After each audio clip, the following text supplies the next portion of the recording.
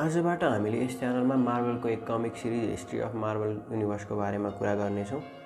यस comic series सुरु गर्नुभन्दा पहिले यस कमिकको परिवेश र सूत्रधार अर्थात् न्यारेटरको कुरा गरौँ। यसको न्यारेटर हो ग्यालेक्टस, जसलाई हामीले मार्भल युनिभर्सकै सबभन्दा पुरानो र ठुलो मल्टिभर्सल थ्रेडको रूपमा चिन्दछौँ। र यस कमिकको परिवेशको बारेमा कुरा गर्दा यहाँ फ्र्याङ्कलिन रिचर्ड्स ग्यालेक्टससँग पुरै युनिभर्स नै सकिन लागेको कुराहरू गर्दैछ। यसै बिचमा फ्र्याङ्कलिन रिचर्ड्स को हो भनेर तपाईहरूको मनमा प्रश्न उठ्न सक्छ। फ्र्याङ्कलिन रिचर्ड्स मार्भल कमिक्सकै फर्स्ट फ्यामिलीको रूपमा चिनिने फ्यान्टास्टिक फोरको दुई main character Reed Richards aka mister fantastic र सुजन स्ट्रोम अर्थात् इन्भिजिबल वुमेनको छोरा हो। ल अब अन्य लुपमा नफसिकन यस कमिकको इस्यु नम्बर 1 को कहानी सिधै सुरु गरिदिउँ। ग्यालेक्टस, के तिमी रेडी छौ? फ्र्याङ्कलिन रिचर्ड्स, नाइ अझै यति चिजहरू मुभ भइरहेका छन्, युनिभर्स अझै कोलाप्स भएको छैन। ग्यालेक्टस, हो, अझै हामीसँग थोरै समय बाँकी नै छ, तर किन आत्तिन्छौ? मेरो इन्जिन तिम्रो लागि नयाँ युनिभर्स बनाउनको लागि, घर बनाउनको लागि तयारी अवस्थामा छ। फ्र्याङ्कलिन रिचर्ड्स, म मात्र यही कुराले आत्तिएको छु कि हामी दुईजना लाखौँ वर्षदेखि एकअर्कालाई चिन्दछौँ। म तिमीलाई मिस गर्नेछु। के तिमी मर्नदेखि डराइरहेको छौ? अनि के मेरो मेमोरी नयाँ युनिभर्समा पनि रहिरहन्छ र भनेर प्रश्न गर्छ। अनि फेरि आफै उत्तर दिन्छ, ए साँच्ची के थाहा होला र तिमीलाई? यदि मैले सबै कुरा बिर्सेँ भने त यो सबको के मतलब भएर? तर म तिमी मर्नभन्दा पहिले मेरो युनिभर्सको हिस्ट्रीको बारेमा सुन्न चाहन्छु। ग्यालेक्टस, ठिकै छ भनेर मार्भल युनिभर्स क्रिएट भएको कहानी सुनाउन थाल्दछ। उसले सुनाएको कहानी यस प्रकार छ। तिम्रो युनिभर्स क्रिएट भएको थियो पहिलेको ध्वस्त हुन लागेको रियालिटीबाट। म यो हुँदाखेरि एक्जिस्टेन्समा नै थिएँ। म मात्र एउटा सोलो सर्भाइभर थिएँ। म टा नामक प्लानेटको भएकोले मेरो नाम ग्यालेन अफ टा थियो। म बिना सेप केही नदेखिने त्यो ध्वस्त हुन लागेको रियालिटीसँग ठोकिएँ र त्यसको विस्फोटनले ध्वनिको रूपमा शक्ति पैदा भयो र मानिसहरू त्यसलाई नै बिग ब्याङ भनेर चिन्दछन्। र cosmic being, living tribunal, eternity, master order, lord chaos र डेथ एकैसाथ म शरीरमा प्रवेश गरेको हेर्दै थिएँ। त्यति बेलाको त्यो ध्वनिको तुफानले 6 सिङ्गुलारिटिजको उत्पत्ति भयो जो इन्फिनिटी जेम्सले परिचित छन्। यसै बिचमा यस युनिभर्सको निर्माणको लागि तारा र ग्रहहरू एकत्रित हुन थाले अनि मेरो पहिलेको ब्रह्माण्डबाट एउटा जीवनको शक्ति बाँकी नै रहेको थियो जो फिनिक्स फोर्सको रूपले चिनिन्छ। एकअर्कामा पदार्थहरू जोडिन थाले। पहिलो प्लानेट मक्कारन क्रिस्टलको रूपमा बन्यो अनि बिस्तारै पुरै ब्रह्माण्डमा जीवनको सुरुवात भयो।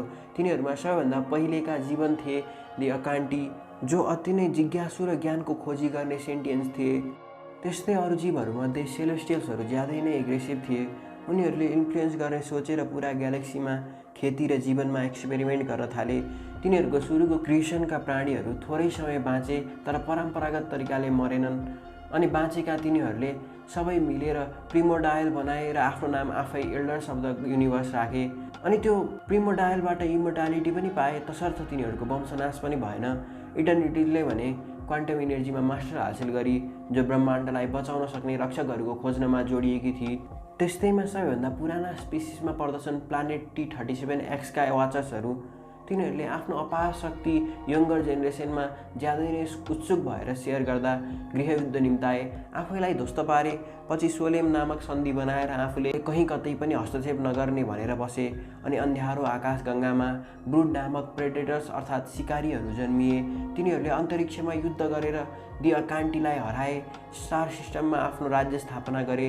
त्यति बेला त्यो सेप नभएको म अहिलेको जस्तो स्वरूपमा देखा पर्न लागेँ, ग्यालेक्टस द डिभोरर अफ द वर्ल्ड्स अर्थात् प्लानेट खाने ग्यालेक्टस। तर म त्यो प्लानेट खाने बन्न चाहँदैन थिएँ। त्यसैले त्यो इच्छालाई दबाउँदै म मेरो सिप टा-2मा ब्रह्माण्ड भ्रमण गर्न लागेँ। अनि यही ब्रह्माण्डमा अचुक पहिलो तारा नजिकै पृथ्वीको निर्माण भयो। त्यहाँ पहिलो लिभिङ बिङको रूपमा द एल्डर्स गडहरू जन्मिए।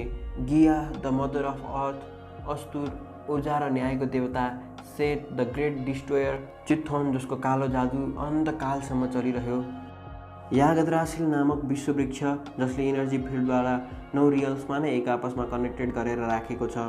यागद्रासिल रुख एसगार्डको देवताहरू बनाउँदा सहायक पनि थियो। त्यही एसगार्डियन जो निरन्तर रूपमा र्याग्नरकको साइकललाई फलो गरिरहन्छन्, जसको राज्य र्याग्नरकको कारण ध्वस्त हुन्छ र फेरि त्यसरी नै रिबिल्ड पनि गर्दछन्। यस्तैमा भर्खर बनेको पृथ्वीमा राक्षसहरूले हमला गरिदिए। उनीहरूको लिड द बिस्टले गरेको थियो। त्यो बिस्ट जसले शून्यवादको सिद्धान्त सुरु गर्यो, त्यो कुनै दिन सबैभन्दा सातिर भएर निस्कनेवाला छ। अनि एक सेलेस्टियल जो प्रोजेनेरेटर नामले चिन्थ्यो त्यो पृथ्वीमा गएर क्र्यास ल्यान्ड गर्यो। त्यो सेन्टिएन्ट इन्फेक्सनले पृथ्वीमा होड जातिको पैदा भयो। त्यो सेलेस्टियल प्रोजेनेरेटरको सब आर्कटिक आइसमा डुबेपछि त्यो धेरै पछि सेलेस्टियल जिरो भएर चिनिन थाल्यो र कतै एन्ड्रोमेडिया नामक आकाशगङ्गामा सेलेस्टियल्सहरूले रेप्टाइल प्रजातिमा जेनेटिक एक्सपेरिमेन्ट गरेर जन्म भयो सेफ शिफ्ट गर्न सक्ने स्क्रल्सको, जसको युद्ध गर्ने नेचरले पृथ्वीमा उनीहरूको आक्रमणको डर सधैँ रहिरह्यो। अर्को नुवाई नामक एलियनको झुन्डले अन्टार्कटिक क्षेत्रमा एडभान्स साइन्सको एक्सपेरिमेन्टले त्यसबेलाको डाइनोसर्स र अन्य प्राणीको सारा जीवन नष्ट गरिदियो। त्यसकारण 100,000 वर्षसम्म पनि यो जमिन इभल्भ नै भएन। अनि अन्तरिक्षको एउटा ग्रह च्याड लायरमा मानव जस्तै देखिने अभियानको वंशज सिआरले कलाको युद्ध गरे र सबैभन्दा ठुलो ब्रह्माण्डमा राज्य विस्तार गरे। अनि एन्ड्रोमेडिया अन्तरिक्षको ग्रह ज्यान्डारमा यही सिआर र अन्य राज्य मिलेर ब्रह्माण्डको पहिलो स्पेस आर्मी नोभा कर्प्सको निर्माण गरे। तिनीहरू सबै जेन्डारको ज्ञान राख्ने सेन्टिएन्ट सुपर कम्प्युटर थिए। अनि हाला नामको ग्रहमा भने पुरानो क्री जातिमाथि एक्सपेरिमेन्ट गर्दा निलो छाला भएको प्योर ब्रिड जन्मियो। ठुलो पेल क्री टेक्नोलोजीको पनि त्यो प्लानेटमा विकास भयो। पछि स्क्रल्सहरूले त्यहाँ गएर पेल क्री टेक्नोलोजीसँग आफ्नो प्लानेटरी रिसोर्स व्यापार गर्ने प्रस्ताव लिएर गए, तर क्री जातिले ती स्क्रल्सलाई हराएर लखेटे। सेलेस्टियलले पृथ्वीमा जेनेटिक एक्सपेरिमेन्टको उद्देश्य राखेर होस्ट पठाए। तब इटर्नल्स र डेभिएन्ट्स त्यहाँ आए।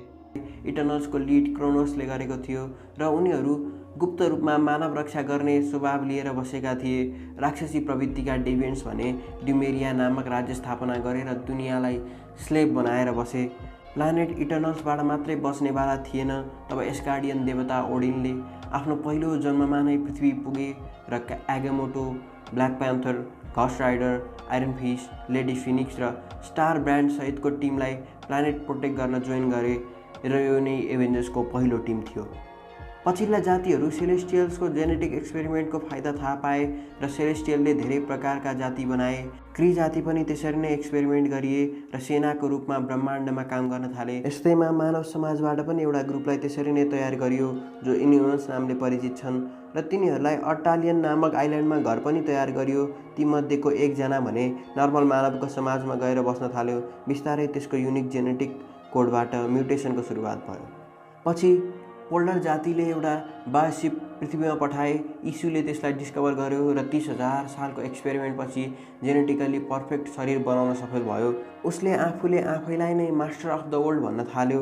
मानव जातिले धेरै समयदेखि हराएको चित्थनको स्कल भेटे र भान नामक पहिलो भ्याम्पायर क्रिएट गरे। पछि जब सेलेस्टियल्सहरूले यो थाहा पाए कि उनीहरूले पठाएको होस्ट इटर्नल्स र डेभिएन्ट्सहरूको कारण फेल भयो, दोस्रो चरणको एक्सपेरिमेन्ट गर्ने उद्देश्यले यति ठुलो प्रलय ल्याए कि डेभिएन्ट्सको ल्युमेरिया राज्य मात्र होइन पुरा एटलान्टियन्स कन्टिनेन्ट नै छाल आएर भरियो र सबै डुब्यो। तिनीहरूको जातिको केही अंश मात्र पानीमा नै सास फेर्न सक्ने भए। तिनीहरूको शरीर पानी मुनि नै कार्यहरू गर्न सक्ने खालको भयो र अरू ठाउँमा मानिसहरूको समुदायले नयाँ भगवानहरूको आस्था राख्न थाले, जस्तै कि अनुनाकी, इजिप्सियन, ओलम्पियर र अन्य धेरै। तीमध्ये नर्सहरूले एस्गार्डियनको पूजा गर्न थाले जो भर्खरै नयाँ र्याग्नरोकको साइकलबाट फेरि जन्म लिइरहेका थिए। जादुगरी पनि 100,000 वर्षपछि जब एगामोटोले अर्कोलाई शक्ति प्रदान गर्यो र सोसरर सुप्रिमको पद दियो, त्यस पछाडि सारा पृथ्वीमा फैलियो। अमरत्व पनि थोरै समयमा नै दुईजनामा देखा पर्यो। सलिन ग्यालियो जो मध्य युरोपकी एक महिला थिए भने त्यसको 7,000 वर्षपछि स्क्यान्डिनाभियामा जब सिकारीले आफ्नो कुलको रक्षा गर्न अस्थिर पत्थरहरू आफ्नो छातीमा अब्जर्भ गर्यो र बन्यो युलाइसिस ब्लडस्टोन। बढ्दै गरेको मानव जातिको कारण इन्ह्युमन्सहरू आफ्नो वासस्थान चेन्ज गरेर हिमालयमा बस्न थाले। केही समयपछि जब वकान्डा राज्यको जङ्गल अफ्रिकामा ठुलो उल्कापिण्ड खस्यो, तब झन्डै पृथ्वीकै विनाश हुने सम्भावना थियो। तर त्यो पिण्डमा भाइब्रेसनलाई अब्जर्भ गर्ने शक्ति भएकोले पृथ्वी बच्यो र पछि ती अफ्रिकन्सले त्यसको नाम भाइब्रेनियम राखे र त्यो 100औं वर्षसम्म पनि पृथ्वीको भ्यालुएबल खनिजको रूपमा रहिरह्यो।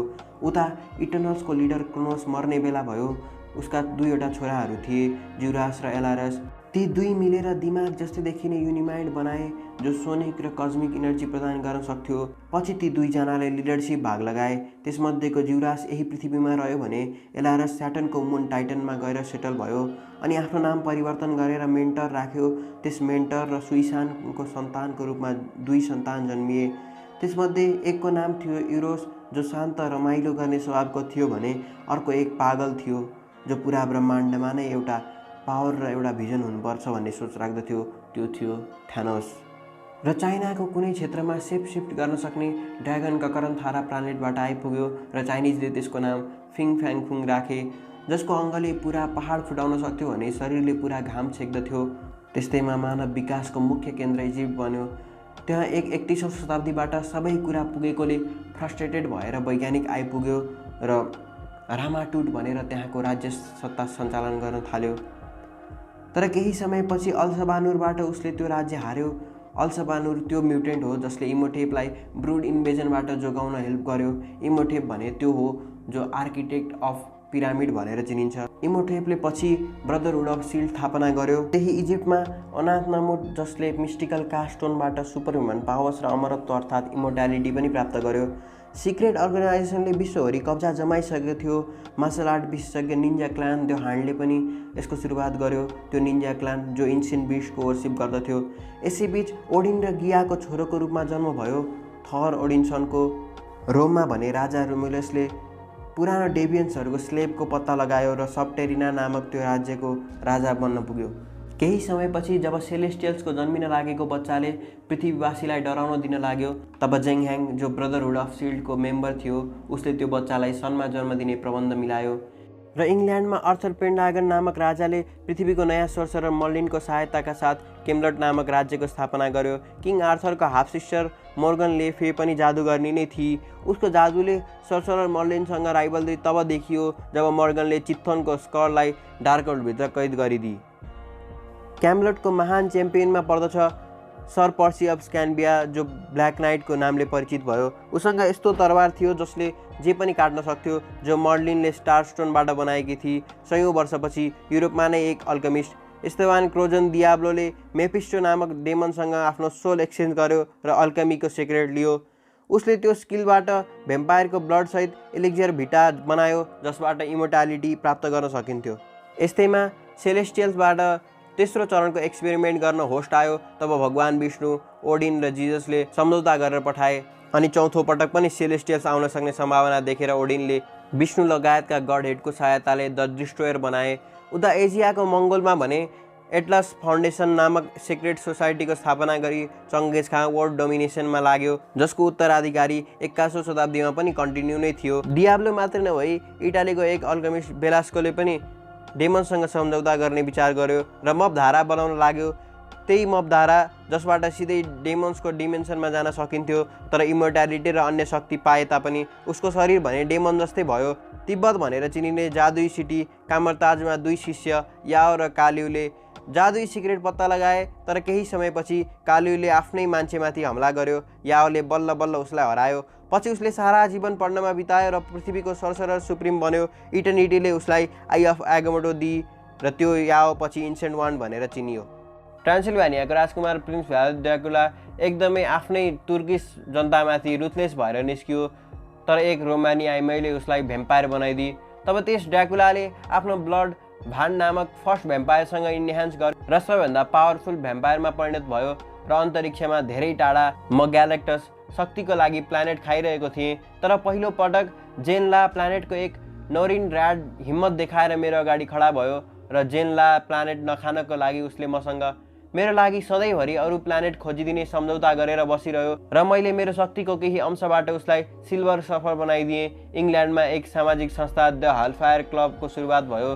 त्यसले विश्वकै राजनीतिक र अर्थतन्त्रमा ठुलो प्रभाव पार्यो। फलस्वरूप अमेरिकामा रिभोल्युसनरी युद्ध भयो र बिस्तारै त्यो ग्रुपमा सुपरपावर भएका म्युटेन्टले कब्जा गरे। पछि जब न्याथनायल एसेक्सले बर्थ डिफेक्टको कारण आफ्नो छोरा गुमायो, उसले सारा जीवन बायोलोजिकल एक्सपेरिमेन्ट गर्ने सोच्यो। उसको मेन्टर अपोक्लिप्सले नै उसैलाई सुपर ह्युमन फर्ममा इभल्भ गरिदियो। उसले आफ्नो नाम मिस्टर सिनिस्टर राख्यो र भर्खरै बनेको नयाँ अमेरिकामा कानुन नभएको कारण जथाभावी हिंसा हत्या बढ्यो। त्यसमध्ये एक बच्चा किड कोल्ट र घस राइडरले कमजोर र इनोसेन्टको रक्षा गर्न थाले। उत्तरतिर क्यानाडामा धनी जोन र एलिजाबेथ हाउलेटको घरमा छोरो जन्मियो। उसको नाम थियो जेम्स हाउलेट, जो आफ्नो रियल बाउबाट अनभिज्ञ थियो। एक दिन माली थोमस लोगनले आफ्नी आमालाई यातना दिइरहेको देख्यो। तब सहन नसकी उसको हत्या गरिदियो र बल्ल थाहा पायो जोन हाउलेट उसको सक्कली बाउ नभइकन त्यो माली नै उसको सक्कली बाउ थियो। बाल्यकालमा कमजोर भए पनि समय बित्दै जाँदा त्यो कल्पनाभन्दा बढी स्ट्रङ भएर वुल्भरिनको नामले परिचित भयो। अनि आजको लागि यति नै। हामीले अहिले सुनेको कमिक थियो हिस्ट्री अफ मार्वल युनिभर्स, जसको फर्स्ट इस्यु हामीले भर्खरै सिद्धायौँ। नेक्स्ट एपिसोडमा Captain America, Wolverine, Red Skull, Iron Fist, doctor Stephen Strange, human torch र नेमर आदिको कुरा गर्नेछौँ। तबसम्मको लागि bye bye, take care and sayonara.